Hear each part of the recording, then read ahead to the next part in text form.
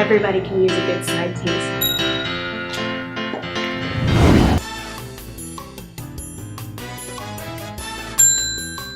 Hey everyone, my name is Oral. I'm a loudmouth hoe, and welcome to another Side Piece episode. I've got Talent with me, and we're bringing you a little late. We understand that, Yes, but yes. the end of a saga. Yes, Endgame, people. Yes, Endgame. Marvel's Endgame completely shattered records when it came out. I have always tried to see the Marvel movies in a sophisticated theater. And I ended up seeing at the Wakava Riverwalk 8 in a pop cup. You were late. He was late to the end game. Yeah. I had to struggle. I got my tickets, and we were trying to go for a 7 p.m. showing, and I was on the computer right when they went on sale for everybody, and they were saying websites were shutting down. I didn't experience that, but the only showing I could get that didn't have the seats right up front was at 11:15 p.m. So we went a lot later. But I was able to get it in a civilized theater. Okay. Here in not the boonies. There came a point where I was driving, I'm just like, ooh, those were the train tracks. It has gotten real dark over here. But no matter like where you saw Endgame, the important thing is you saw it. Like we saw it at like 10, I want to say 15, 10, 15, 10, 30, 10, 15 at this theater. And like everyone was there. Everyone was like stoic quiet, like mausoleum quiet. Yeah. Because that's what it felt like in the beginning. But if you don't know, Endgame is the last movie. The last 22. Yeah. I mean, they're calling Spider-Man Far From Home the epilogue. Okay. But, I mean, whatever. Yeah. Just going to tell you again, if you guys don't know, we're spoiling the crap out of this. So if you haven't seen Endgame, shame on you. Go see it and then come back. Speaking of which, Scarlet Witch is the greatest Avenger, the strongest Avenger, and was literally handling things by herself. And she got robbed once again. All right, robbed of her glory. Let's build to it. Okay. Let's get there. It just made me so angry. So we start off right where we left off. Mm-hmm. The snap has happened. Things have gone south. We're, I would say, a couple of weeks out. We find Tony. He is emaciated, almost died. How about that? That was great. How did they do that? Actually, no, we should back up. Hawkeye literally lost everything. Oh, all right. So I was wondering if they were going to do that because they did it like even Ant-Man and at the end of Ant-Man and the Wasp. Yeah. You got to see his people being dusted, but we never saw anything with Hawkeye. So of course, when it starts, it's like you knew. Are you getting emotional? Yeah, you knew that was coming. But for some odd reason, you're just like, oh, here, nice little family outing, and then you see it happen, and when it happens, you realize he doesn't see it. So, like, think about this. He doesn't even know. Like, he doesn't know what happened. You know why? Because he's a schmuck, and he abandoned his friends and family. That's what he did. That's what he did.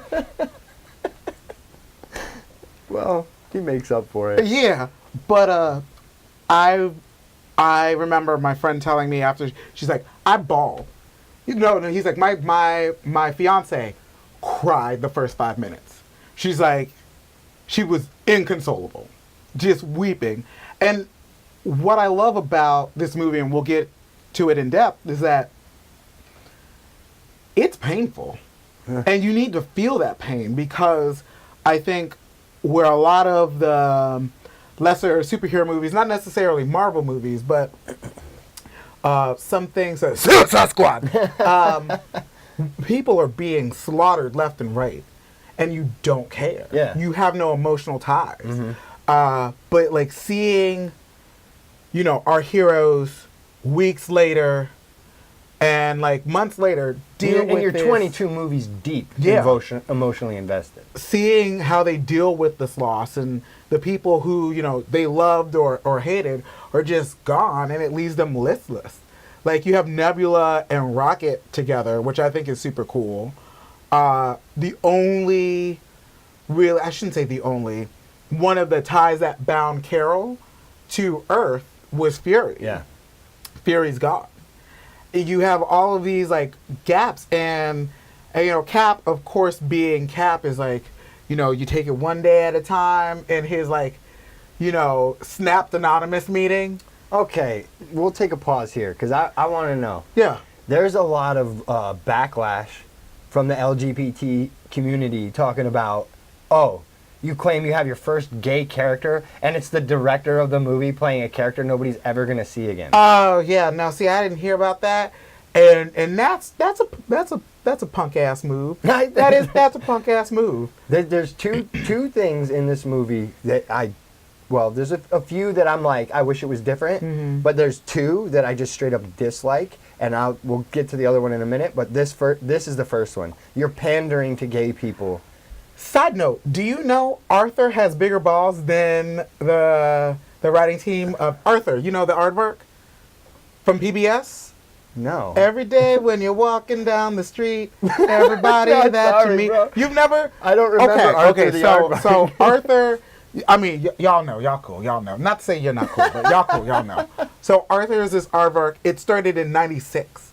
So like for me being 10. Like, I was watching a lot of PBS. I still watch a lot of PBS and listen to a lot of NPR. There's this episode, and Arthur now has been on for, 23 plus years? Wow. Can't believe I haven't heard of this.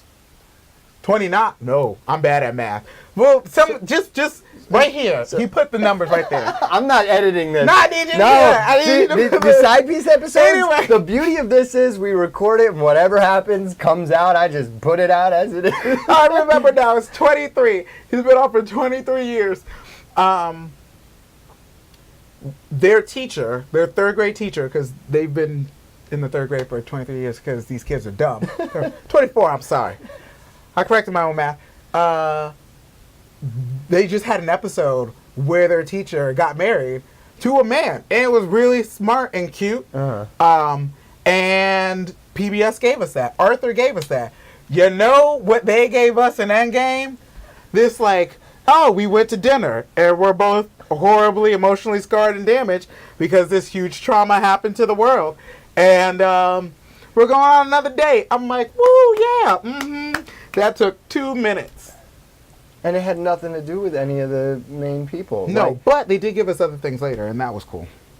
Such as? They gave me one of the greatest moments of my life when Cap is in that elevator and he said Hail Hydra, and me when I was fighting tooth and nail. Secret empires are great. Okay. See, all right, again, we're going to come right back to that. Let's keep going chronologically through it. They don't expect us to go chronologically. They saw the last episode. There was a lot of editing. We'll get to each moment. So you're right, going from that scene, and yeah, you were right. Cap being the guy he is one day at a time, keep moving forwards. But I'm just saying they were pandering in that scene. If you ask me, to gay folks, it's a step. So I'm not going to be like, I'll take the step. Yeah. But please try and do it less pandering next time. But we see the evolution of what this planet is. We've seen that they can get revenge. And does that really fill you up? And that too, it was a quick build up to we know where he is. We can go get him. And now they've got Captain Marvel with them. Oh, and the emaciation of Tony Stark. That, from what I understand, was CG. I'd never seen pictures of him. He didn't do the whole Christian Bale thing in The Machinist where he starved himself for I don't know how long to look like a human skeleton. Well, Christian Bale has starved himself for a lot of different reasons. Human emotions. But have you seen The Machinist? I have. It's looking at him in that when he's taking his shirt off and stuff is so disgusting, and he did that for real. No. I'm calling him Tony now. Robert Downey Jr. As you get that sparkle in your eye again, he gave so much. Yeah. That, from what I understand, it was either a body double, and then they did the CG face replacement stuff, or it was just all CG. But either way, it looked great. It did. And that sweet moment where there's like just a teeny little bit of food left, and he offers it to Nebula, and she's like, "You eat it," you know, like. It's for people who.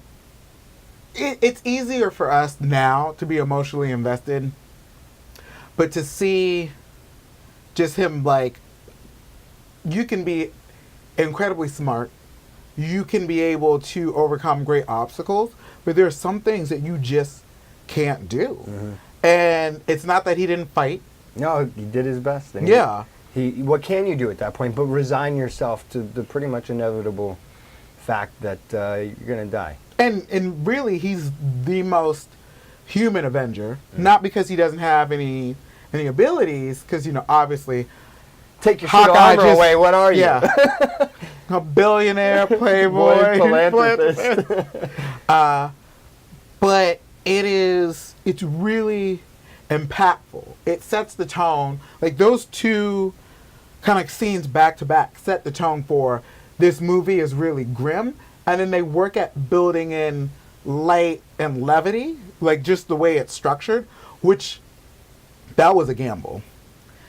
Okay, so Thanos dispatch. 5 years later, things are still a mess. People are still devastated and distraught. And then You're just gonna just whiz by the dispatch like that? What about Thor? What about we meet Thor chopped off Thanos' head and he got really emotional about it, which I never really understood. Yeah, I see, and for you guys at home, some of you probably have seen it way more than once. I've only seen it once. I know, shame on me. I'm going to see it again, and I'm sure some of my opinions will change. Some of my I'll pick things up that I didn't see before, but I understood everything about what happened with Thor. Yeah, I mean, like he felt cut like off he his failed. head, but who cares at this Yeah. point? It's empty. It's like half the universe is dead. yeah, so he's dead. You know, like, but think about it. When that scene was taking place, and they're like, "What'd you do with the gems?" And he's like, I destroyed them. I atomized them.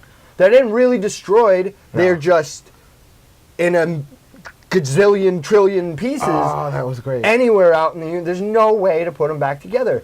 So it's like, okay, at this point, there's nothing you can do. And as he's talking, Thor just whack, and just chops his fucking head off.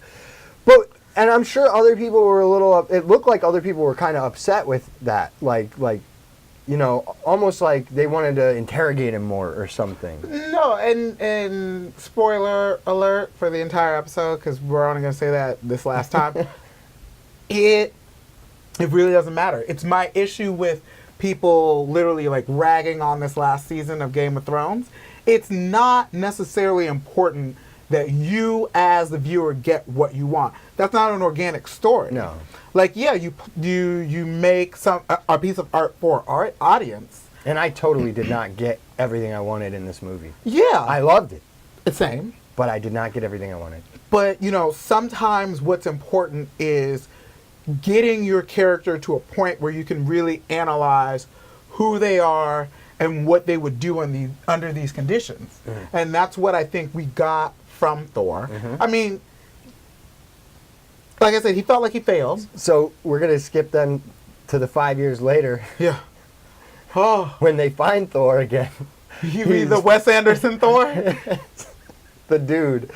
And do you know how many women in that theater I heard moaning and groaning? Like, oh, you know, like, you took away our Adonis. Meanwhile, I'm just like, yeah, I'd still, as the kids would say in the street, I let him beat. Like, why not? Why not? You do the chubby chaser thing. Oh, and you know what's funny? Just before we saw the movie, I asked my brother's girlfriend. She's talking about all the guys, all the leading men are hot, right? And I said, even Chris Pratt? She's like, yeah, super sexy. And I go, what about fat Chris Pratt? You know, from when he was on that show. She goes, Parks and Rec, yeah. Yeah, she's like, no, he was still sexy. So then we watch the movie, we come out, and her first complaint is fat Thor. And I go, what about fat Chris Pratt? It's just, oh my gosh. But, you know, seeing how he's dealt with feeling like he's failed. Failed his people who are dead. Failed the galaxy, half of which are dead. I'm sorry, universe, half of which are dead. Seeing Natasha feeling like she's failing her friend who's gone on a homicidal binge since his family died. She's trying to keep everything together. I feel like Cap is just out there passing out bean pies and saying, join this Hare Krishna movement. I'm sorry, Hare Krishna. I'm not a Philistine. Seeing these people and how they've dealt, really the only person I think dealt with it in the best way possible was Tony. Tony, like, moved on. Had a kid. Yeah. Steve never moved on. Never moved on. Not until the end. Literally created an entire universe where he didn't have to move on. We'll get there. We'll get there. Married Pepper had a gorgeous little daughter. They said the daughter, in Infinity War, he referenced a dream he had, and they had a kid, and they named the kid Morgan. Yeah. Okay, so I know there's some reference to a comic book Morgan that's related to Tony in some way. Ooh. A nephew or something. I can't remember. Some of you nerds will know right away. Put it in the comments if you could, and then so I can look into it. I heard it on another podcast somewhere, and it just spin in the back of my mind. I'm like, who's this Morgan person? I think whoever it is ended up becoming a version of Iron Man or something. Okay, yeah, probably. I don't know everything. Yeah.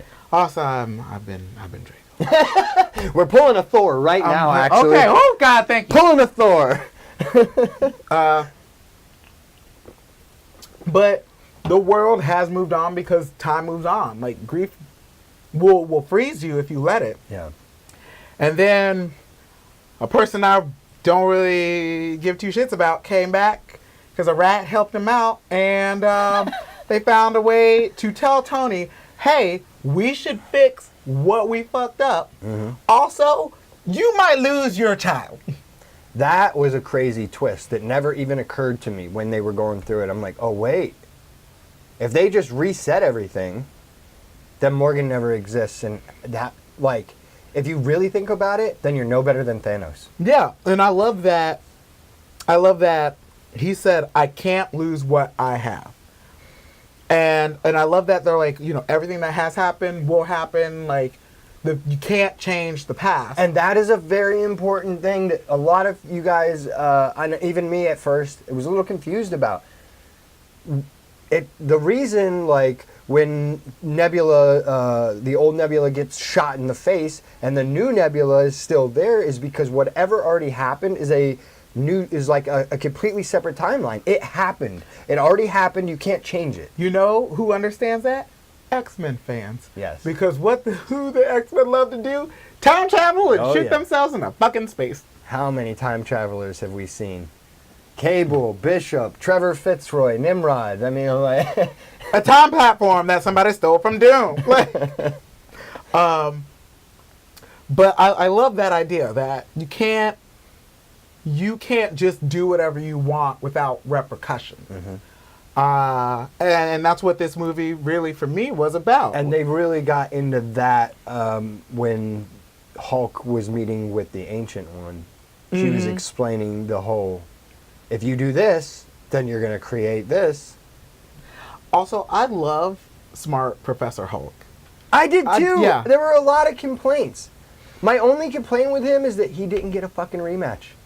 He didn't. But, like, he doesn't care. Like, why does he care? Like, that scene where they're back in New York. Also, we should tell you that Endgame at some point becomes like a clip show. But the way the Golden Girls did it, were like, here's a clip show of some episodes we never did. You remember that time we did this? Yeah. Yeah. I love that because done poorly, it completely takes you out of the movie. And I'm not saying it didn't at times, but it always found a way to bring you back in with that, like, cathartic, emotional, like, human moment where you see that scene that really kicked off the second part of Chris Pratt's career, where he's, dancing and singing at the beginning of Guardians. So brilliant. So brilliant. So real quick, we're going to get into each one of those time jumps. But before we do, talking about Professor Hulk, and you get time with him in downtime where like they're at the restaurant and he's talking to Ant-Man Yeah. and those kids come up and he's taking the selfies with them. And then that whole awkward moment where he's like, "You take one with him." He's like, he's saying no. Like, that was hilarious. But being able to see these characters who've never interacted before, this is their first time ever talking. That's exciting to me because a lot of these people are still going to be around going into the future. So then they figure it out. Tony comes. He's like, you know what? We have to do this. He comes around. He knows he has to make it right. Mobius strip. Mobius the artist. But I thought that was cool. Yeah, very cool. Seeing them, and we've never actually seen that like sort of montage moment where they're figuring out where all the stones were, where we can go back in time, what's the easiest moment. Seeing them kind of like get together for this study session, you see that like a lot of them are friends or could be friends under different circumstances. But that's not the world they live in. And it's really smart to do because as these teams, break up and we send Natasha and Clint to Vormir. Come on, we'll get there. We're gonna get there. We're almost there. So they figure it out. They realize how they can utilize the PIM technology, the PIM particle, to go into the quantum realm. And then basically time travel. The key to not screwing up everything, though, and because the universe cannot exist without the gems. And now everyone else is like, well, Thanos destroyed them. How's our universe existing? He didn't really destroy them. He just atomized them. Yeah. So they're billions and trillions of tiny little pieces. But you need to take the gem back to the spot where you took it from, or there's going to be chaos. Yeah, and so we have these parameters, the rules of magic. And we see, I think it's War Machine and Nebula. Yes. At the beginning of Guardians. Yes. And seeing and then that Star-Lord dancing. Being the doof that he is. When you watch that in Guardians of the Galaxy, it's the greatest scene in the world. You hear the music, he's just going along with it. But if you take that third person perspective and it's like you're watching somebody in the neighborhood with their headphones on, singing, and they're only kind of and the goofy dances and stuff, and it gives you a whole nother perspective. Tony and Steve being at the Battle of New York. Oh yeah. Hulk was with them, right? Oh yeah, with Hulk. I love that. Smash. Hulk. People complain. But that Incredible Hulk movie, the one with Edward Norton in it, was good. Yeah. But it's not a movie that people go back and watch constantly. No. And how do you deal with Hulk? Already got that Hulk. Yeah. And look, for the casual fans are used to one way, and they don't like when you mess with their one way. But if you're a comic book fan, you're aware that this is a thing that has been. Yeah. So you're paying fan service to this where you're like, here guys, we're going to give you a version that exists that you've never seen before. And I thought it was great. Yeah. We get Thor and Rocket, which makes total sense.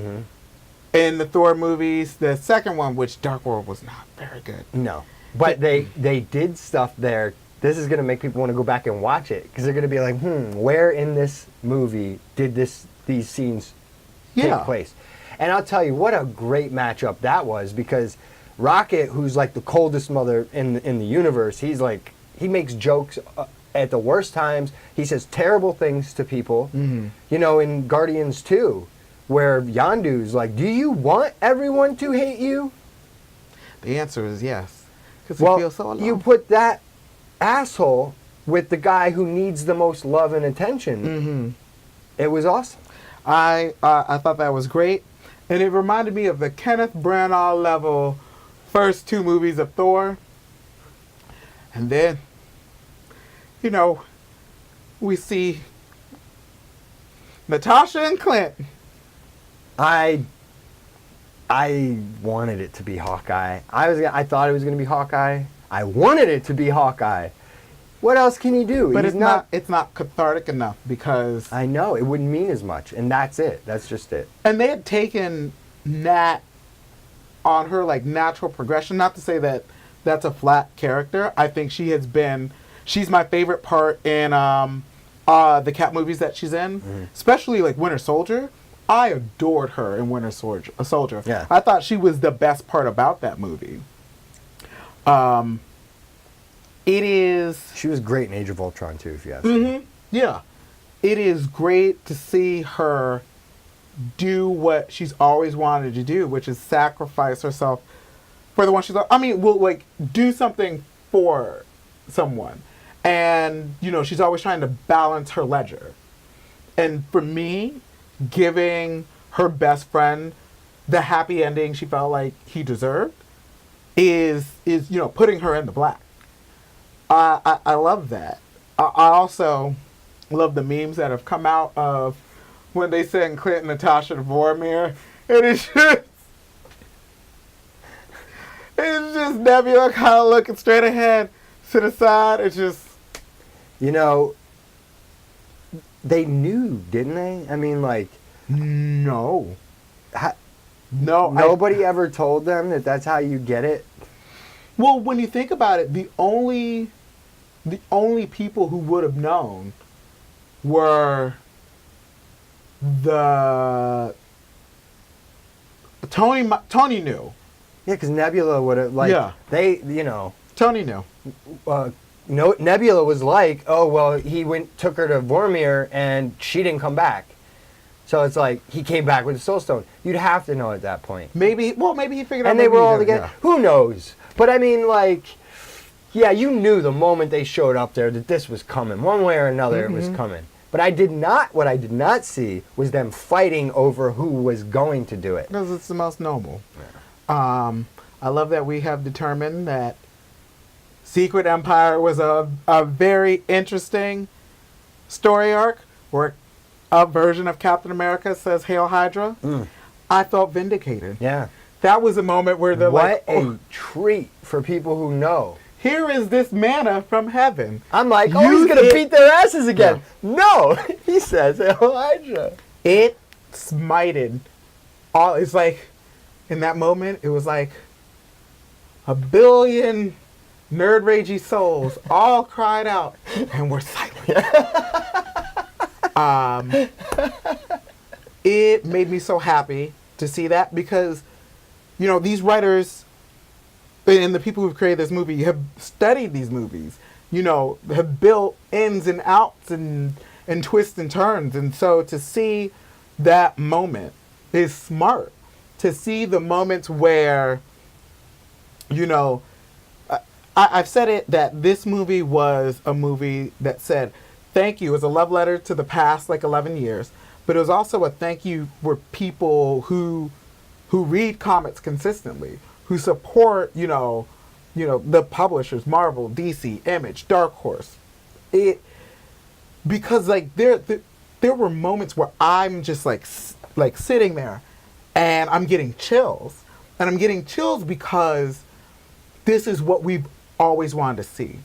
You know, whenever anybody comes into comic books, unless you've been reading them from the jump, you get that sort of, these people already know each other, they work in the shared universe, and to have all of these people working together, not knowing if they're going to, one, survive, or two, make a difference, it really shows you that, you know, like, one of the reasons why people love Cap so much is no matter how many times you get knocked down, you get back up. You have to get back up. Oh, now that's when you really lose. They love Cap for a whole nother reason now, too. He's America's ass. He is he's America's ass. That scene He's was so America's hilarious. He looks down at himself. He's like, that is America's ass.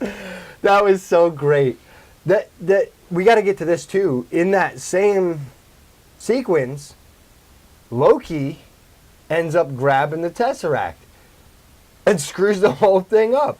So, all right, care. so he's out there now. This begs the question, is he in another timeline? He's in another timeline. Or, all right, so he's not going to end up He's in another timeline. They're like, it would take some effort for him to come back, but he's in another timeline. All right, Anytime something went awry, it created another timeline. So he gets the Tesseract, and then they have to go even further back in time to the 1950s or something, like To 40s. see Roger Sterling from TV's Mad Men. They had very big moments when they went that far back. Cap sees Peggy through the window. Yep. Which, that did it, man. That did it. See, and I always thought she was better off without him, but that was just me. Agent Carter was a great series. It was. And I'm trying to tell everybody because they're like, Jarvis was in it. We saw Jarvis from the TV series. Yeah, you did.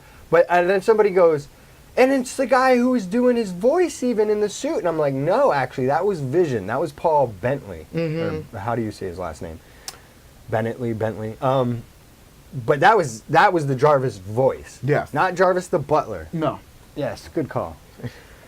Chin chin. So we had that great moment, and then we had the incredible moment of Tony getting to talk to his dad. Yep. Who, if you don't remember, Captain America lied straight to his face and hid the fact that his best friend, who was brainwashed by the Soviets, turned him into an assassin. I love that moment. Stop making excuses! I love that moment because we don't really get to see Tony and Cap deal with each other in Infinity War because they're not together at all. Never. They never see each other. So when he pulls out the phone, never gets to call him because of Ebony Maw and them. Yeah. And Banner's the one who ended up calling. Him getting to call Steve a liar was my greatest satisfaction. And because Captain America doesn't lie. He doesn't. And he lied to his friend. And that's fucked up. Mm-hmm. That's fucked up. And seeing them deal with their emotional issues, I think is what makes this movie super strong. It's not there's a plot hole here. This doesn't make sense. You're never going to have there's no such thing as a perfect story. When you think about Back to the Future, nobody cares. Nobody cares. Because if you don't like this movie because you don't buy into the rules of how time travel works in this fucking imaginary setting. Exactly. You can go fuck yourself. Look, there's people flying. You know, the god of thunder and lightning is here. There's a guy with a bow and arrow that fights robots, right? Like it's the emotional ties. Yeah, you gotta get over the whole. You're either in it or you're not. Yeah, I mean, you can't be sloppy. Yeah, but they weren't. They weren't. But let's dash over the parts that I didn't find really important. Nebula getting to be the bigger sister to Gamora and, the timey-wimey sort of stuff, sending blah, blah, blah, blah, blah, blah, blah. Thanos is back. His entire army is here. Okay, also, that. Her sister, when Gamora comes through the time portal, because what happens is the old Thanos from 2014, I think it was, finds out that he succeeded, and then people are now trying to prevent him from succeeding. He comes through the time portal. He does. And when he comes, he brings his Nebula and Gamora. So now we have Gamora from an alternate timeline, who, if you ask me, is now in our timeline. Yeah, no, she didn't leave. She's here. So what I'm saying is if they had brought Loki back, too, he would be here. Yeah. So just because they're on another timeline does not mean they're gone then. No. But, seeing what's left of these forces fighting. You mean when they come Oh, through? yeah, so I will tell you this one last piece that I love. So, halfway through the movie, I was thinking in terms of, the industry side of it. I'm like, I haven't seen, that one thing that's really gonna, every kid has to have it. Every guy, every girl wants it. Everybody who loves Marvel needs to have this one thing that says, this encapsulates what I love. It is the best toy in this. And then I saw Steve creating his Iron Gauntlet They call it the Power Glove or Power Gauntlet or whatever. I'm like, You whatever. said it's not Steve. good. You meant I'm sorry, Tony. Yeah. Yes. And I literally said, under my breath, you motherfuckers, because they have salted the earth for every Infinity Gauntlet T-shirt, magnet, lunchbox, actually fully articulated one that lights up and sounds like armor. They are literally gonna smooth it down, slap a new coat of paint on it, Genius. and bitches are gonna buy it. Genius.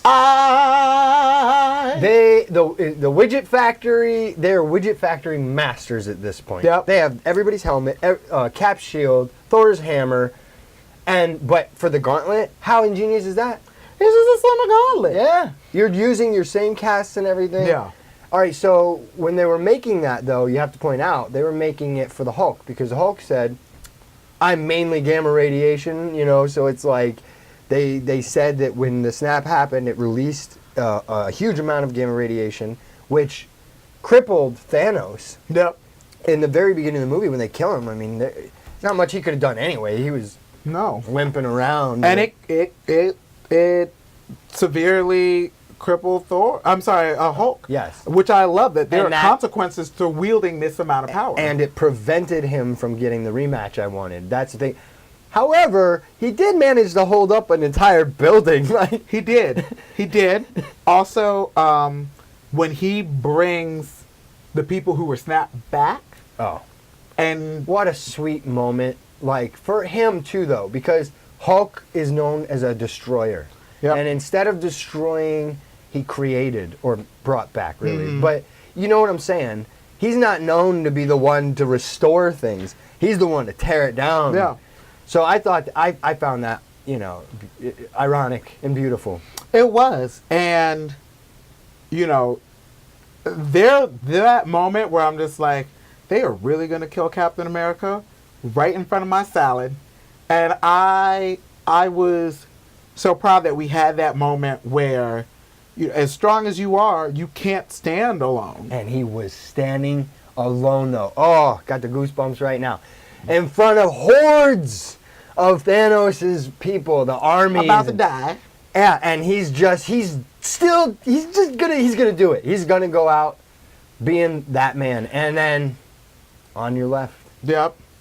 And seeing all of the Marvel universe, and that's what people. This is ridiculous. No, I know. I see it. Talking about it. Seeing the entire Marvel universe unite against this threat, where you see, no matter what the odds, if you all come together, you can make anything happen, was incredible. Seeing, what was left of the Valkyries and the Asgardians, seeing how long was that sequence? I think somebody said it was like 30 minutes or something. It didn't feel like it. No, it flew by. It flew by because every corner of the Marvel Universe was represented. I want to state once again that Wakanda saves the day. Mm-hmm. They are the vanguard of peace and prosperity. Where's the real Wakanda, man? Yeah. We need that. But you see all of these people putting their petty differences aside. That battle was everything any comic book fan could ever want. When I saw, the first appearance of A-Force. All right. Here, when we come to my second biggest complaint of that movie. Pandering. That's not pandering. Look. That's not pandering. A-Force exists. I understand this. And I'm okay with that they showed them all. I'm just a little upset about how they did it. Hear me out. So, everything's happening, and then camera switches, and bingo bango, they're all just there. They're all the women were over there. That is upsetting. Why did you not have Captain Marvel flying through the battlefield, and then one by one, they're all off fighting different places, and then they start coming together. Instead, with no explanation whatsoever. Thor is literally Deus Ex Machina. I don't want to fucking hear it. Come on. I don't want to hear it. I want to hear You it. could have taken it 30 seconds. 30 seconds. No, we don't need to it. show them all we coming need together. to You're just know- like, they were over there having a tea party. Who were the most effective at the battle in Wakanda during Infinity War? It was Scarlet Witch, Okoye, and Black Widow. Black Widow, Yes, yeah. yes. So I'm in my mind, they're just like, yeah. Girl, I see Look, you. Give me like 2 I seconds. feel it. I loved it. We're gonna get to that part right now with Scarlet Witch, but The greatest Avenger, the It's- strongest Avenger. they just, like I said, I loved seeing it. I just thought they did a poor job of showing to me. Fog of War. You could have. It just felt like pandering, and I'm telling you, I've had a lot of female friends go, "Yeah, like what was that?" Fog of War. Don't worry about it. Literally, men fall out of the sky all the time, and you're like, "Thank you, Superman. What would I have ever done without you?" Batman is literally in Again, every shadow. I love the movie. Batman, literally, if he came out of a shadow, but look, he could be in Budapest. If and we, then I hope we there's get to see it, Budapest. a shadow in California. Black Widow movie. I'm sorry, Star City. Show us the Budapest scenario, because you've referenced it so many times now. I'm dying to know Nah. what happened in Budapest. But again, I mean, if we don't criticize, Well, yeah, no, I get that it. when there are things that could be fixed that are, dude, I understand. it was obvious pandering. But That's all I'm saying. But what is more important? Steve stood, and then the gauntlet is moving around because it's now the MacGuffin. Yeah. It's the box. You got to get the box. Or what is that from the Harry Potter thing? The snitch. The snitch. You got to catch the snitch. That final showdown where I'm just like, they're gonna kill Iron Man, and they're gonna close out this saga, and they do it, and I'm proud of him because he sacrificed everything to save everyone. So Hulk brings people back, and then in this last minute Tony and switcheroo, Tony gets the gems on the same kind of glove he gave for the Hulk, but it's on his hand. And fucking Thanos says, "I'm inevitable." Do you know in the original cut, Thanos says, "I'm inevitable," and Tony just looks at him, smiles, and snaps.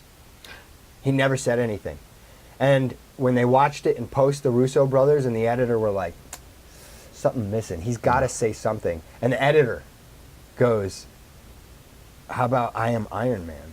And they were like, "Oh my God, call Robert Downey. We got to get him in here. That's it." And how perfect was that? It was, and thus leads me to, and the rest of the movie, Cap becomes Falcon, Falcon becomes Cap. Cap gets his happy ending. Tony got to save the universe and save everybody, and we need to talk about the 2 things that are really important. Scarlet Witch literally was handling everything. Okay, so and the only thing that scene alone, we finally get to see her scratching the surface of her true power. can I tell you Because what happened? moviegoers don't know. They just don't know what she is. So that is, I literally kept my cool throughout the entire movie. Like every once in a while, I'm like, wow, oh, that's come on. funny. The But- hammer. Yeah, but when Scarlet Witch is in front of him and is literally taking Thanos to task, I got up out of my seat and started snapping at the screen saying, "Yeah!" I couldn't control it. But that to me is great because we see what she really is. That moment where we see Tony is worthy. Steve is worthy. These are the moments that are important. These are the moments about inner strength and sacrifice. Making sure, what's really important. And my last thing is my issue with Spider-Man fans who act like they get nothing. What? They act like they are the most put upon. I know I've said it. He's killing it. But here's the thing. And he even activates Tony, kill mode or whatever. Tony is dying. And he is just like, I decided that, and his soon-to-be widow and mother of of Tony Stark is like, thank you, child. Yeah. We're okay. We're gonna be okay. It was real. It was real. You get that feeling like this is the way it would go down. Yeah. And that made it even more sad. And so because you looked at him and man, Downey played that good. Yeah. He's out of it. You just know. It's like he's still there, but he's on his way out. you saw the light leave his eyes, and you knew we have reached an end of an era. And we're hopping all over the place. Yeah, here. because you watched and read Yes. a billion things. Yes. We're hitting the highlights. But the hammer scene, gotta address that. The Russos even stated that, according to them, when Steve tried to pick the hammer up in Age of Ultron and you saw it budge a little, he knew he could pick it up, but he didn't want to mess with Thor. He was like, what? So he let it be. Mm-hmm. And they do call to that when Thor sees him with the hammer. He's like, I knew it. Yep. He picked it up. He fought tooth and nail. He great. decided to take the gems back and created a whole entire universe. So he could bang his woman. But you know what? Let the man have his peace. Yeah. He got what he wanted. I like to think, he was in the shadows every once in a while, helping people where he could. But Ninja, playing a Captain America ninja. Yeah. But I think that is a way to end what we saw. We don't need anything else. Mm-mm. The two pillars that brought us through the past 11 years have their endings. Yeah. And we need those endings. 3. Nat. Oh, well, yeah, it's true. You're right. So when, I try and explain this to everybody when they say, like, if you could sum up how you felt when you walked out of that theater, I was very honest. And I'm trying to explain to people it's not negative, but I felt empty. As you should. I felt like it's over. I'm like, they succeeded completely. It is the end game. It's the end of all these story arcs. These characters will not be there in the same way. I mean, their presence will always echo throughout, and they could always come back and do some flashback scene or something. But it'll never be the same. And that's okay. Yeah, and it's good because, dude, the X-Men are coming. We need to make some room. Yeah, and like ultimately, I think it leaves you with that like glimmer of hope. Like, these were dark times. These were dark days. You may have lost a lot, but we gained another chance. Speaking of that, look at the dichotomy of just the artwork and the posters between Infinity War and Endgame. Infinity War has this bright yellow, orangish, reddish flavor to it, and then Endgame has this blue, gray.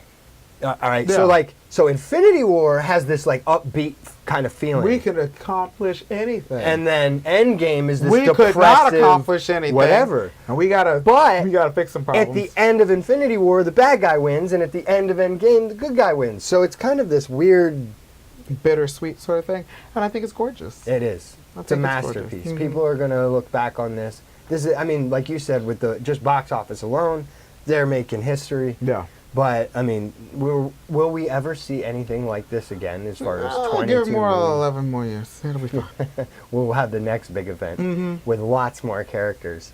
A couple more things. What was it? Was it an Easter egg I wanted to talk about? Because there's a ton of those. Howard the Duck. I didn't see it. Nobody cares. Well, it's just a fun little thing. There was a bunch of those fun little things, though.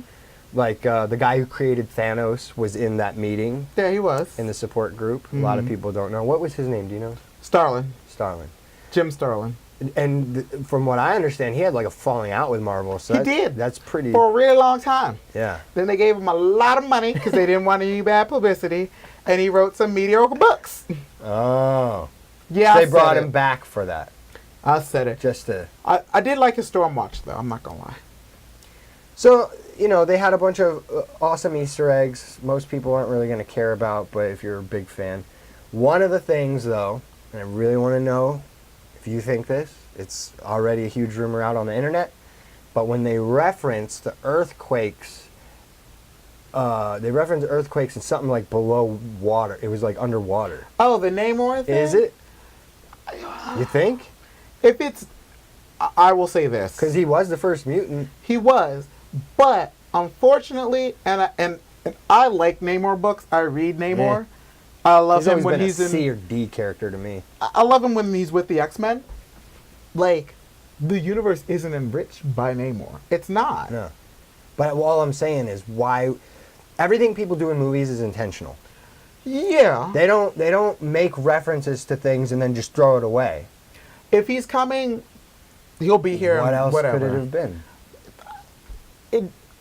To me, unless he is literally wearing his Speedo and has little, like, wing feet, I don't want it. Well, yeah, all right. I don't know about the Speedo. Do you look up on the wall there? See Namor here to the far right? Yeah, uh-huh. I like that look. It's too much close. You just want to see a guy in a Speedo with wings on his feet. Yeah. The wings on the feet I want to see. I think that is absolutely ridiculous if you ask me. Like, that's how he flies.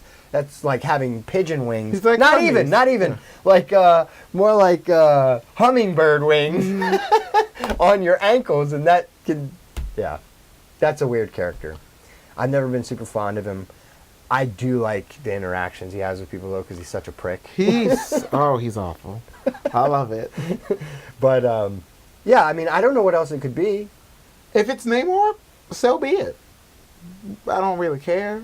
But there's lots of speculation on, like, how they're going to bring the X-Men in. Like, that there's been now 3 snaps on Earth, and sending all that gamma radiation could have triggered. Or, now that we know there's multiple universes. Multiverse. Yes, and with Spider-Man coming... Secret Wars is fine. We will see. The Secret Wars is fine. I'm excited. I'm excited for the future of Marvel in general. Mm-hmm. There's just so much they can do. A lot of people you guys are saying you're scared Disney's taking over the world or whatever. But Disney gave you Infinity War and Endgame. Shut your fucking mouth. Shut your fucking mouth. Stop hating. Oh, hail the mouse. That's the new thing. One of us. One of us. Go. Gosh. Yeah, no, I think that's it. Go see Endgame again. Yes, I'm going to. Definitely. Hope it beat Avatar, because Avatar's trash. It's gonna. I mean, I don't know if it has yet. What's today? It's May 15th. Yeah. And the last I checked, they were at 2-point-something billion, and Avatar was like 2.5 or 2.8 or some shit. They're gonna beat it. They're gonna beat it. They're gonna get it. No. Didn't they did Infinity War dethrone anything? It For like second or third position? did. I can't remember. It's like Titanic had number 2. Titanic had 2. And Endgame beat Titanic. Okay. So well, they're in the number 2, soon to be number 1. Mm-hmm. And I don't know if we're ever going to see, maybe the next major MCU crossover will top it. But I don't see any other movies anytime soon coming anywhere near this. People are like, Star Wars, not going to happen. Not going to happen. Because y'all ran Ryan Johnson. That's a whole other side piece episode. It's just pitchforks and torches. Now he's moved from place to place like the Pretender.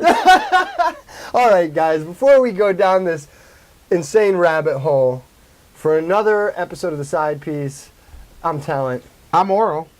And we'll see you guys next time. Later. You watching Terry G Productions.